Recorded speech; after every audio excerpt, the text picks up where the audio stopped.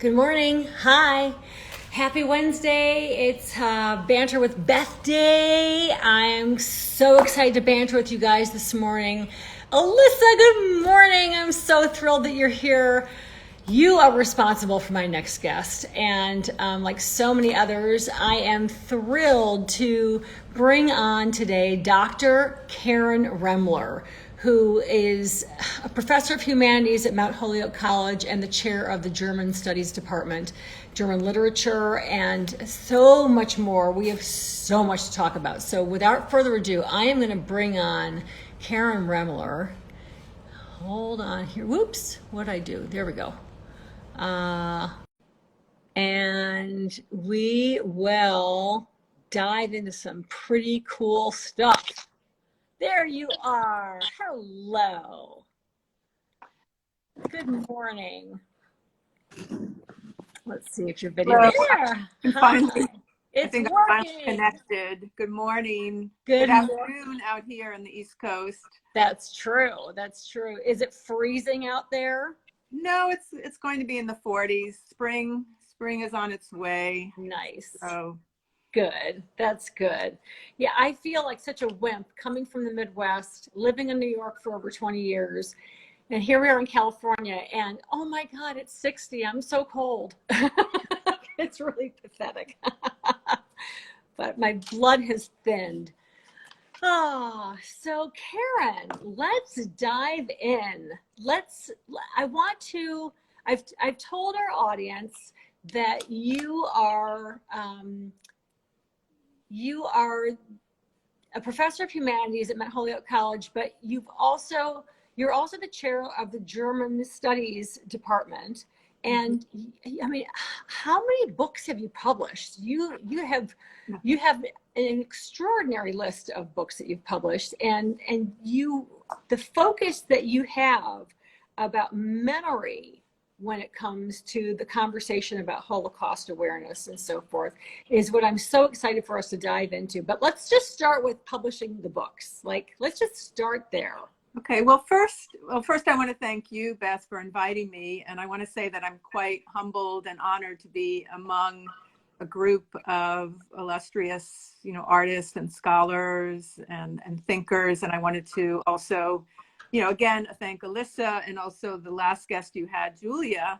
We were all fellows at the Jack, Joseph, and Morton Mandel Center for Advanced Holocaust Studies at the U.S. Holocaust Museum. And of course, COVID cut our fellowships short, but we remained in contact. So that has been a wonderful opportunity to learn from colleagues. So in terms of books that I've published, I've actually not published that many. I've published many, many more essays and articles, and I've co-edited a number of volumes. And I have, in my work, looked at the sort of, for example, contemporary German Jewish writers in Germany. I've looked at issues of Holocaust remembrance. I've looked at feminist approaches and gender in the study of the Holocaust, and also more recently looked at how we can place the remembrance of the Holocaust within a transnational sphere. I'm not the only one to be doing this, of course, and I, at some point, having done a lot of work on transgenerational transmission of trauma, for example, in literary works, in film, also documentaries, and having become interested in transitional justice, I took some time off and went and studied peace building and conflict transformation, and through that traveled to Chile, Rwanda, Cambodia, Nepal, Vietnam. Wow. Because I became very interested in this question of how do, in the aftermath of atrocity, genocide and war, how do people in some ways mourn their dead, particularly when the dead are not accessible, or as we know in the case of the Holocaust, there either are no one left to say Kaddish or to mourn, but also no human remains.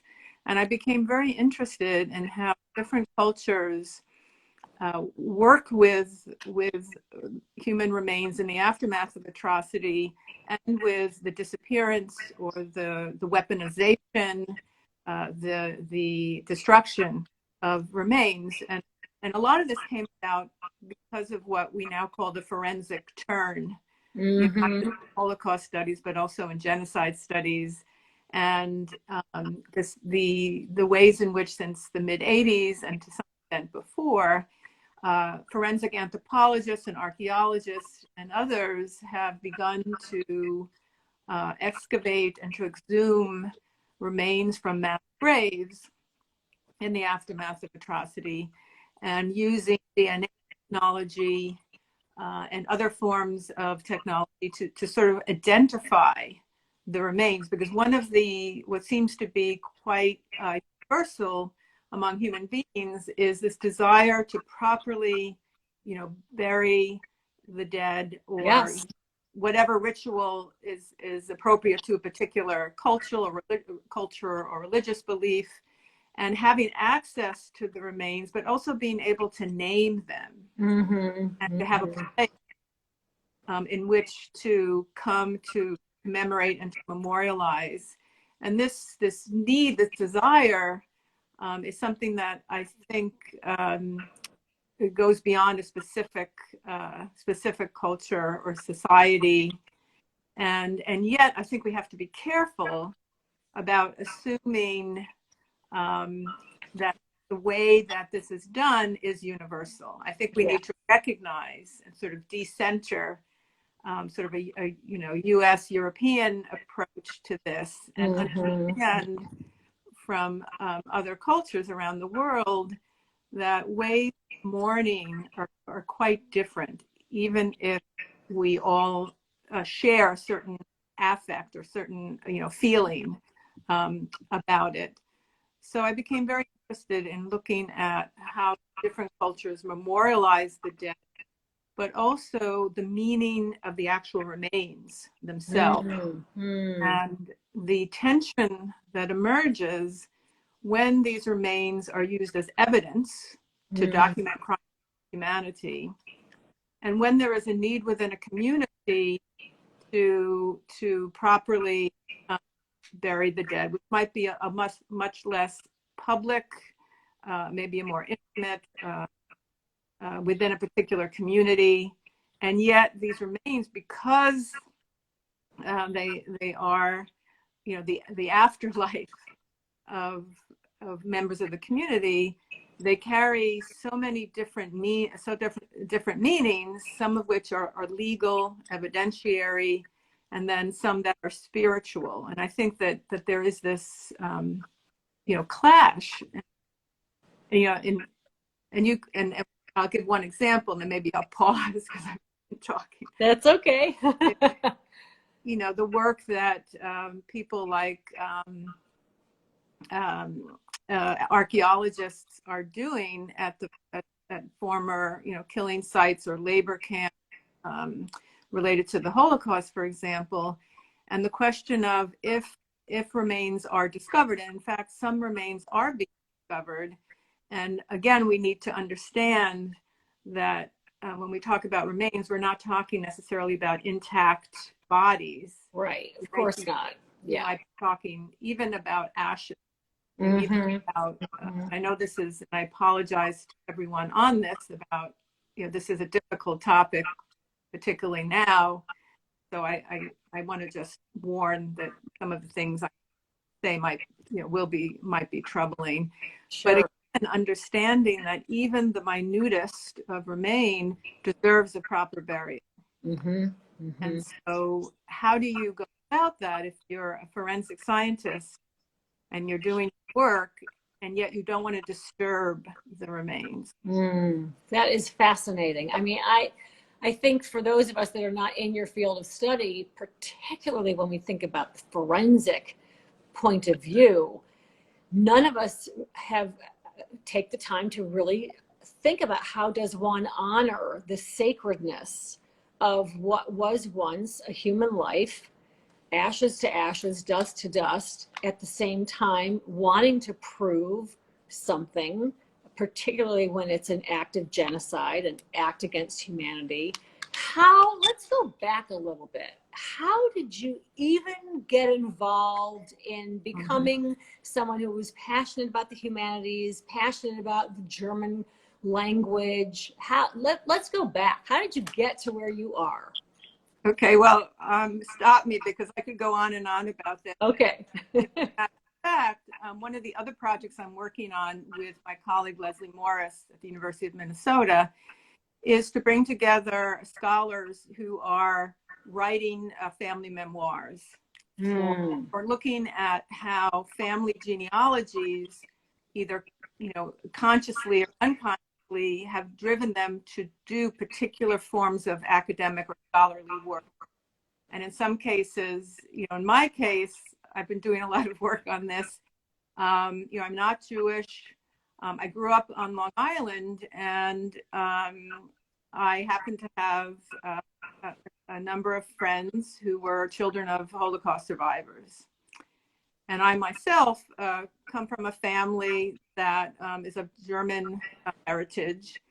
And my own family had a war story in the sense that during the Second World War, my father and his sister and my grandmother, who were already in the States, my grandmother had immigrated from France in 1920, went to a small village in Alsace to visit family in July 1939. And when they were about to return on September 3rd, 1939, of course, the UK had declared war on Nazi Germany, and so they were not able to return.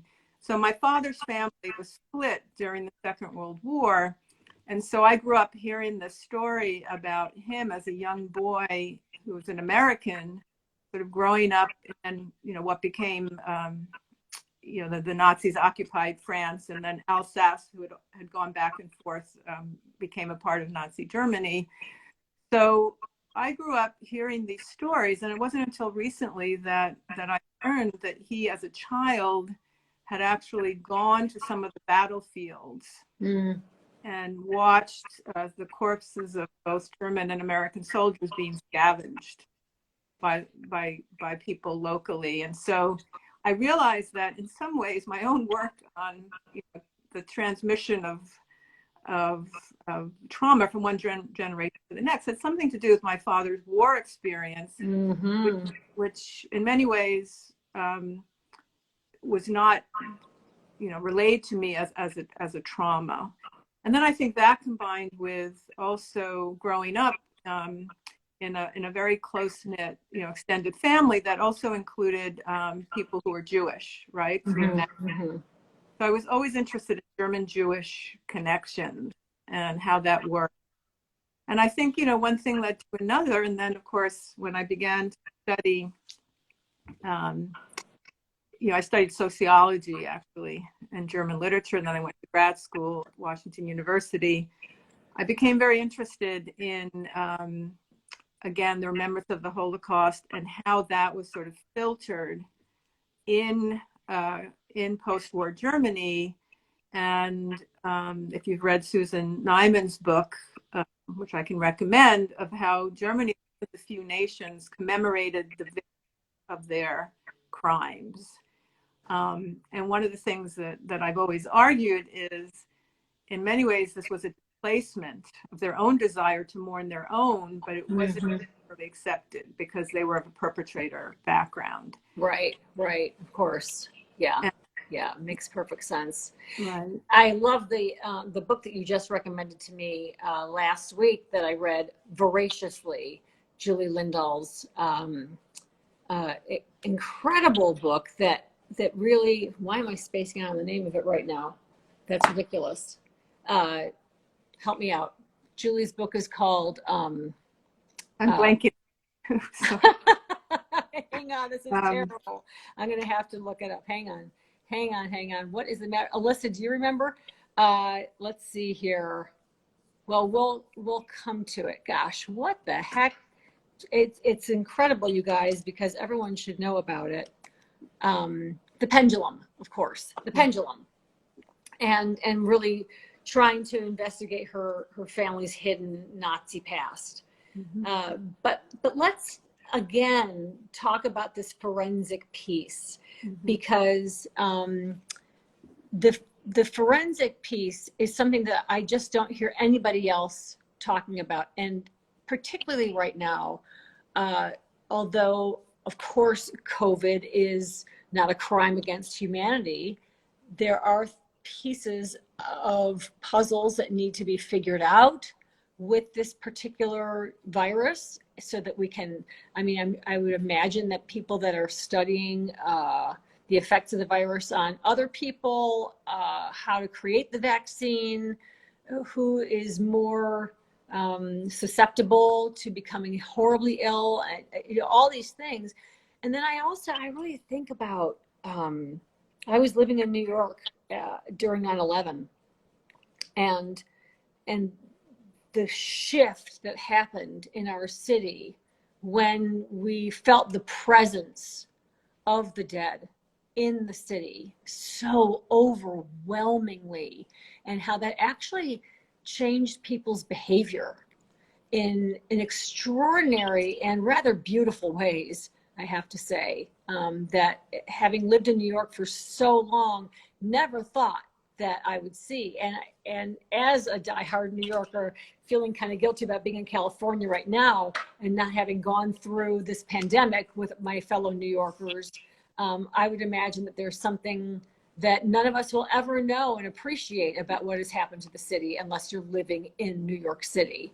But it certainly happened during 9/11. And so let's go back to this forensic piece Well, and teach us a little bit more about the ethics, about what it is that you've uncovered and what we can learn from it. well, I think, I mean, I also want to acknowledge that there are scholars who are who have done field work, who are themselves a forensic anthropologist, who actually do the work. And, you know, Carol Sturdy Coles is one of them. Another person who's done quite a bit of work is Susanna Zwiebahn. I mean, I'm happy to share, you know, references, and of course, anyone who's on this discussion who wants to contribute. And you know, my interest really came in a different way, and that was through a group that does what's called forensic architecture. And this is a group that of architects, but also designers, artists, and others who work together to use state-of-the-art technology, whether it's DNA technology, but also visual technologies that are used in surveillance, you know, satellite imaging, infrared diagnoses, something called LIDAR. I mean, all these various, the iPhone, radio contact, all kinds of technologies, and developing sort of depictions of crimes against humanity by using all these different forms and then putting them together in different algorithms and different images. So for example, one example, and this is another piece that I wanted to bring in since you mentioned also 9/11 and COVID. I also wanted to recognize the crisis around refugee and migrant rights, Absolutely. and also the issues around what happens to their bodies, to their, and many of them also remain anonymous, because if you wash up on a shore in the Mediterranean or you die at the Sonoran Desert, sometimes there may not be a way to identify the body, and the next of kin themselves may be difficult to locate, or may be in danger if they reveal their connection to that person. Yes, for That's a very sure. complicated issue. Yeah, and I want to give a shout out right now to Christy Guevara Flanagan, who's an extraordinary filmmaker, professor at UCLA, whose film Aguilas is one of the official selections of South by Southwest Film Festival, which began yesterday. And her documentary short is exactly about that. Families that are trying to find the remains of their loved ones in the desert, migrants who have crossed the border and or trying to cross the border, and they don't make it. They die in the desert, and trying to find absolutely anything whether it is their human remains or backpack. Right. So Yeah. I think, related to that is again this tension that I mentioned earlier between, if you're of identifying remains or also documenting the location of their death and wanting accountability for that death. And of course, to get accountability, you need evidence. Mm-hmm.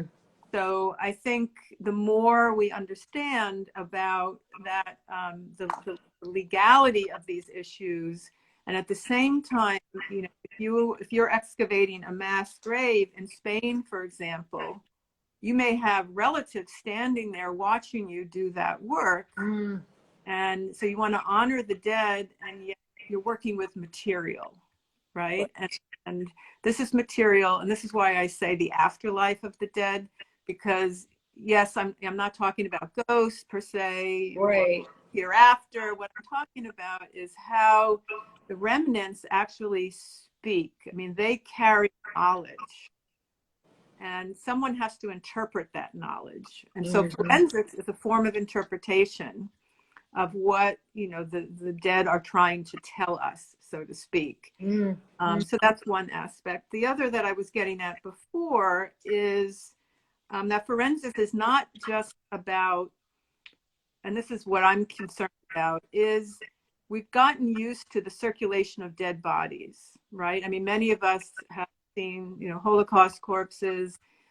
We see the body of, for instance, Alan Kurdi, a young Syrian boy who unfortunately drowned and was washed on the shore.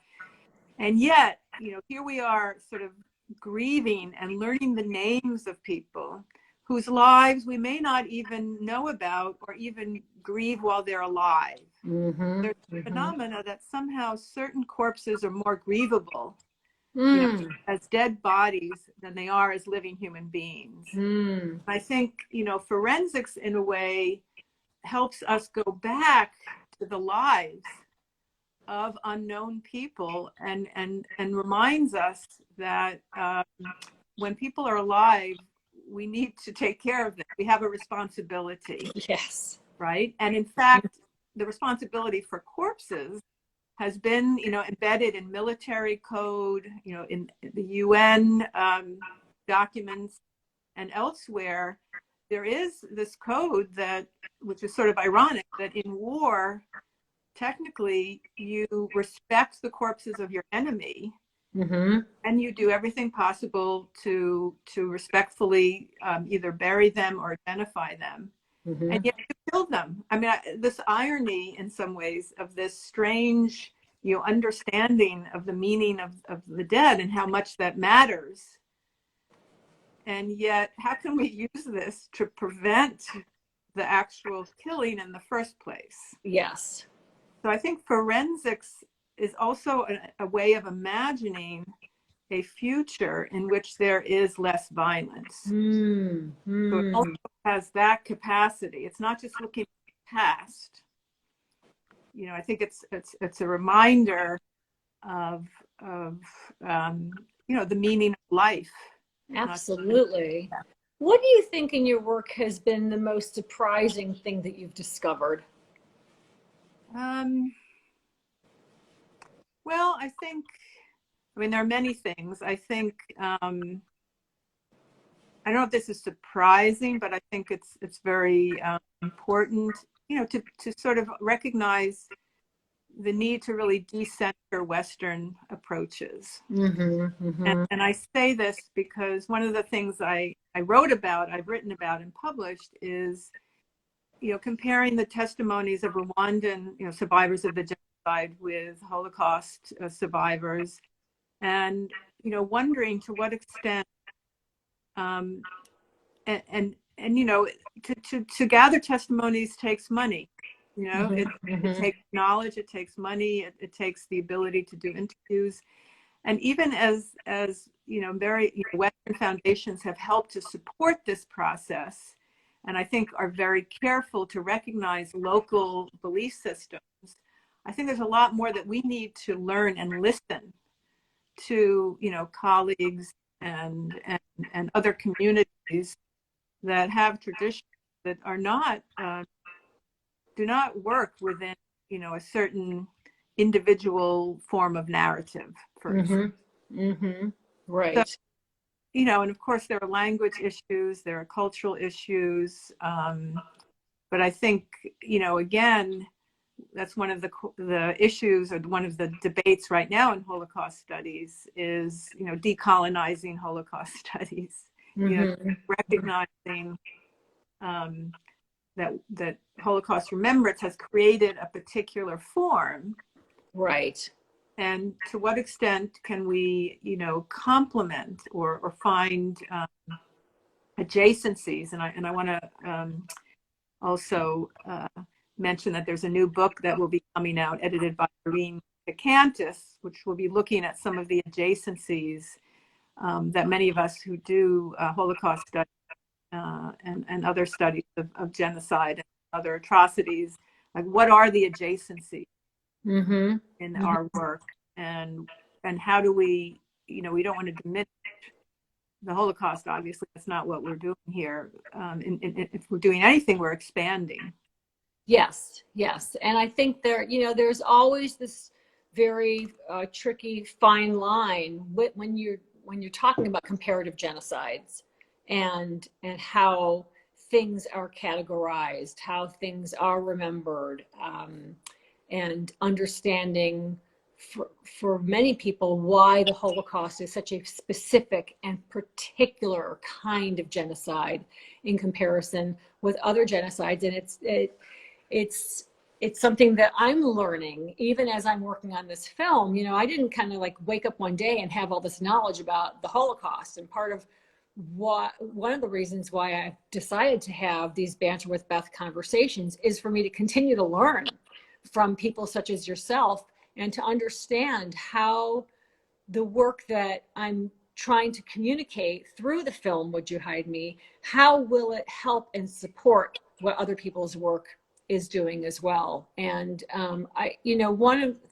of the experiences that I had in shooting, actually it was before we started shooting. It was the summer that I decided to start shooting, so I didn't have a camera on hand. But we went to Auschwitz because we wanted to pay our respects to my mother's birth mother, who was murdered there on December 1st in 1943. And I found that as a Western Jewish American, that my offering of how I wanted to commemorate her, honor her, memorialize her, it felt like I fell short.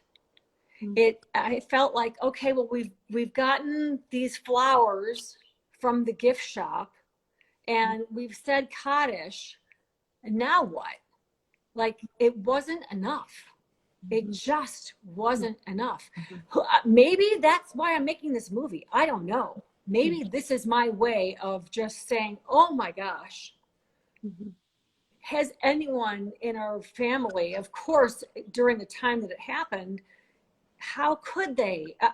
I'm not even making coherent sense, because it's such an emotional thing. It still stirs everything. And it would be just wrong of me to ever put words in any of my family members' mouths, particularly the 7 siblings, and it's their mother. I never met their mother.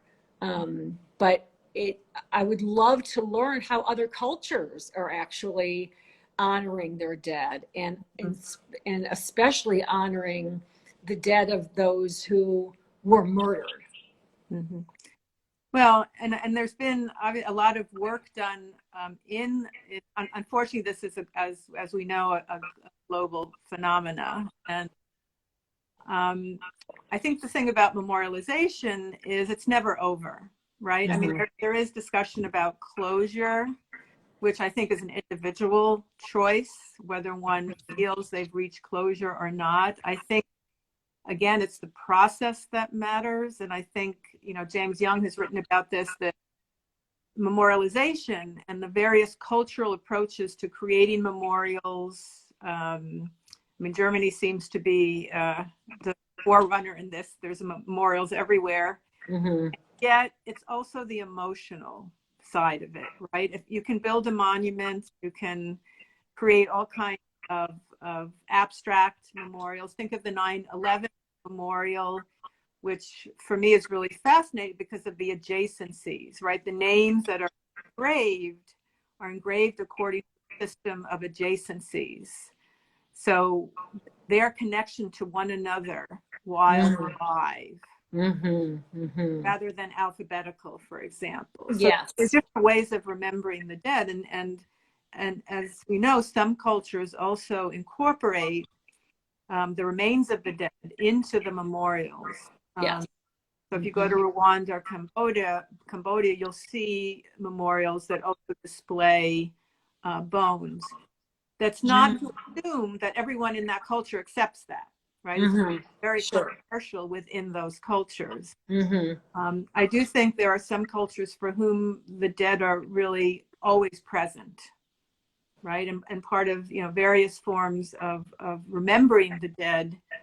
And I just listened to a wonderful talk by Julia Vibach, who's done a lot of work in Rwanda and looking at some of these issues, that, having a place seems to be very common. So a place to commemorate. Also the anniversaries.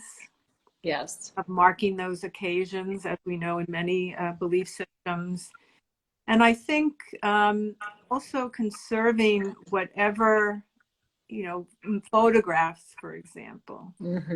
And, something else I've been working on is what are the limits of using images of the dead that are not your own? So if we think of Holocaust corpses, for example, that have not, and of course, many of them haven't been identified, and yet we see them over and over and over again. Yes. Are we disrespecting the memory because we're seeing the hurt body? I mean, same with African American dead in the U.S. I mean, how often? Why do we have to see another lynching? On the other hand, we, as Susan Sontag has written, one needs to know this is happening. One needs, again, the evidence. But how we portray them, how we represent them, I think is really, really critical. Well, I think it's what is so incredibly brilliant with Claude Lanzmann's landmark piece of work, Shoah. His ability to create a 9-hour film about the Holocaust without showing a single piece of archival footage is extraordinary, and without showing the photographs, because he forces the viewer to experience their own imagination. And it's in many ways, it's so powerful, and it's a completely different technique to have people, have their mirror neurons fired and experience empathy and compassion, or at least one would hope. And I think that the same was done also in the fiction film Son of Saul. When you hear the filmmaker talk about how he created the dead bodies and that piece of filmmaking, he won't talk about it. He absolutely will not share that piece of information with anybody. And I think that it's because it's his ingredient. It's what makes Son of Saul an extraordinary piece of work, but also it's a respect of, okay, even though these aren't real dead bodies, the quality that he was able to capture was so lifelike that it's just so respectful that he's actually not sharing how he did that. At least that was my experience of him not sharing that information.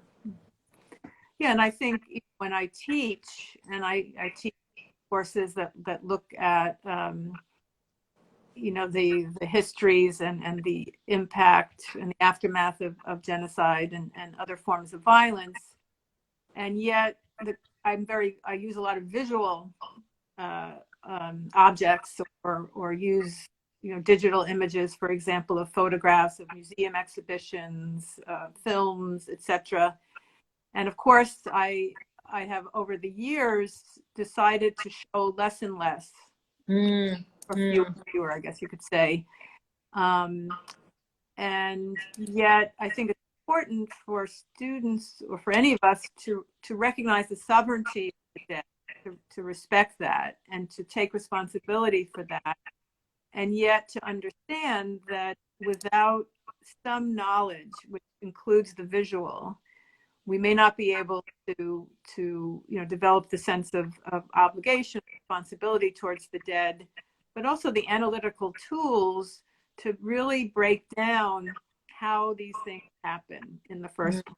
Mm-hmm, mm-hmm. I think we Right. know, but again, every time there's an atrocity or a mass shooting, we're faced again with this, like today or yesterday, we're faced with this question of how come this keeps happening.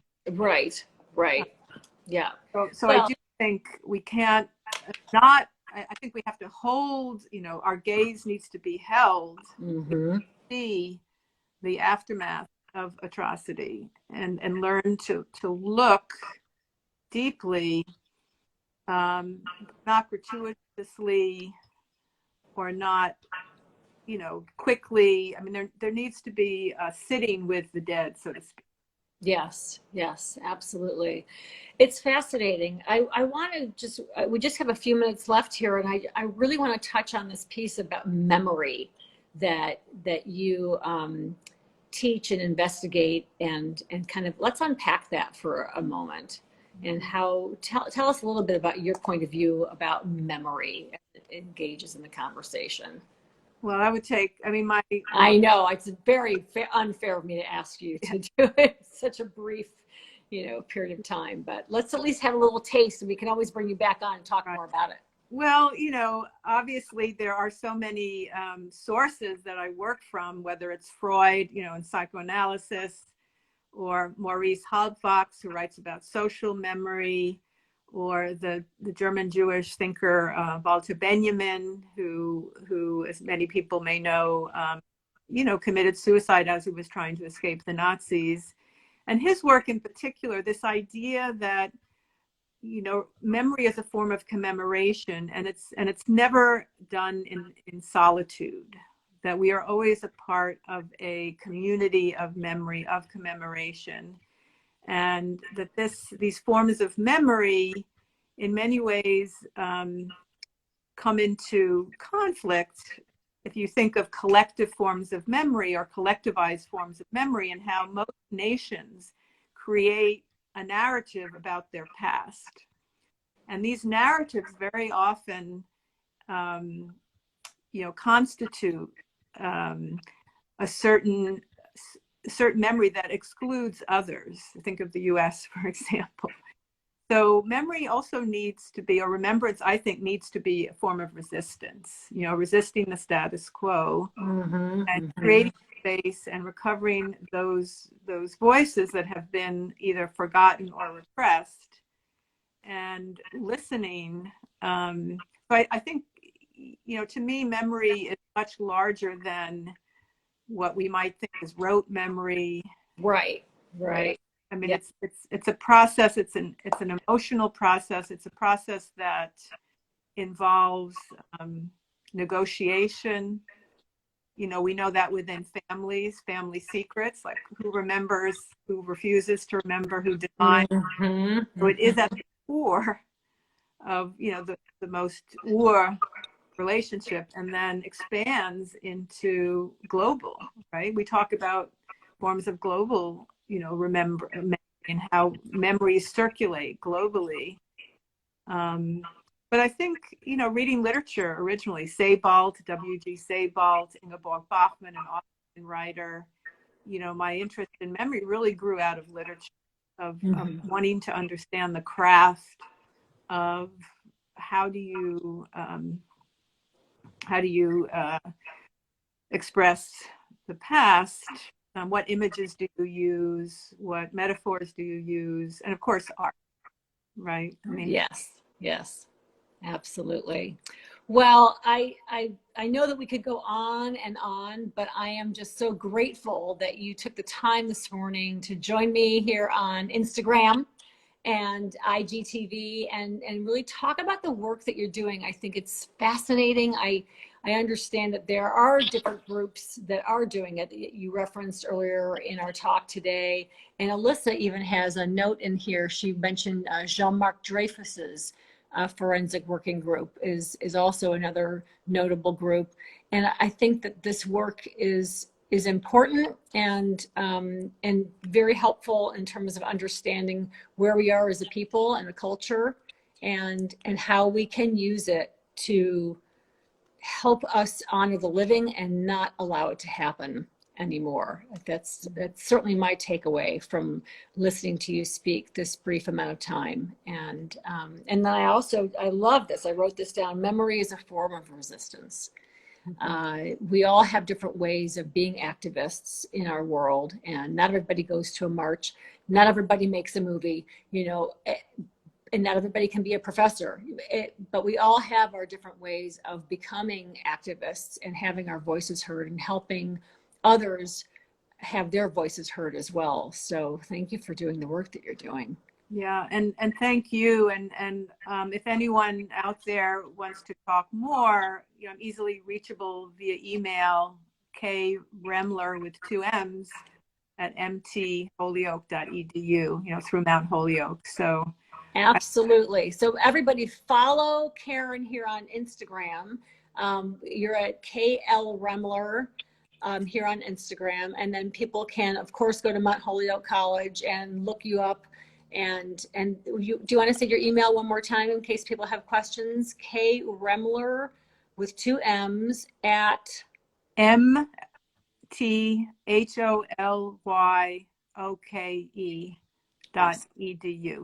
.edu. Good.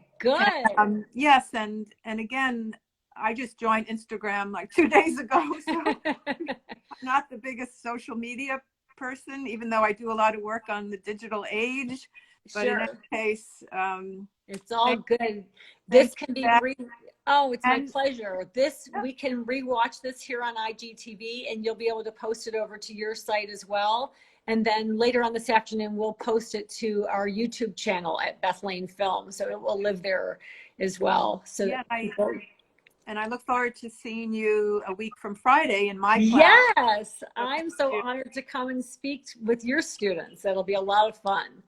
Definitely. Well, thank you so much. And I'm sure you and I will talk before next Friday, but I hope everybody has a great day. And thank you, Dr. Karen Remmler, for joining us today.